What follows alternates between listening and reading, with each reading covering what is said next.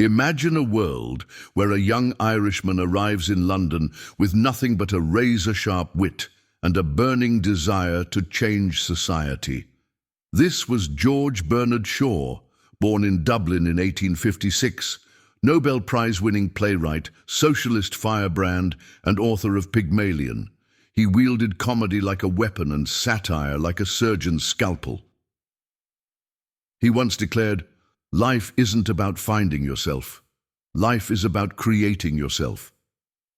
And Shaw lived by that creed. He co-founded the London School of Economics, but it was his restless mind and provocative pen that made him unforgettable. As he famously put it, the reasonable man adapts to the world. The unreasonable one tries to adapt the world to himself. Therefore, all progress depends on the unreasonable man. And with a wink at doubters, he added, "People who say it cannot be done should not interrupt those who are doing it." Shaw's greatest power was to make people uncomfortable in the best possible way. He dropped intellectual bombshells like, "Beware of false knowledge, it is more dangerous than ignorance." He could turn keen observation into biting wit.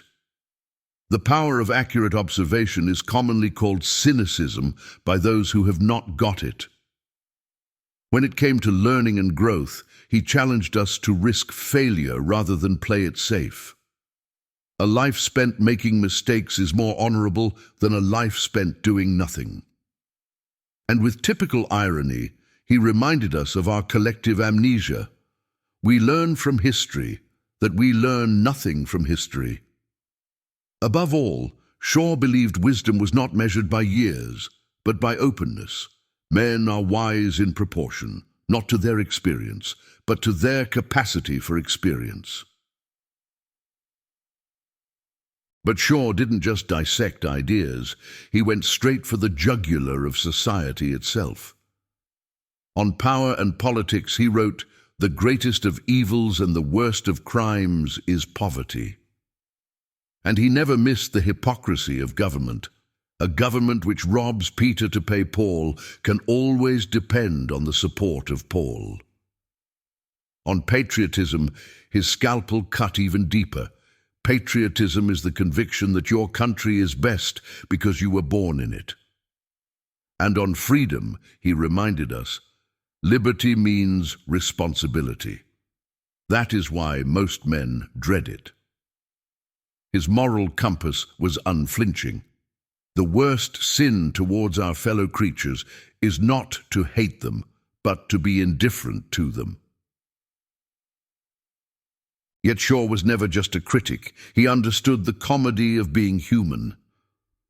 On youth, he quipped, "Youth is wasted on the young." On aging, he flipped the script. "We don't stop playing because we grow old. We grow old because we stop playing." On communication, he cut through our illusions. The single biggest problem in communication is the illusion that it has taken place. And with typical mischief, my way of joking is to tell the truth. It's the funniest joke in the world. Even on tragedy, Shaw couldn't resist paradox. There are two tragedies in life. One is to lose your heart's desire. The other is to gain it. Shaw never stopped pushing, never stopped provoking.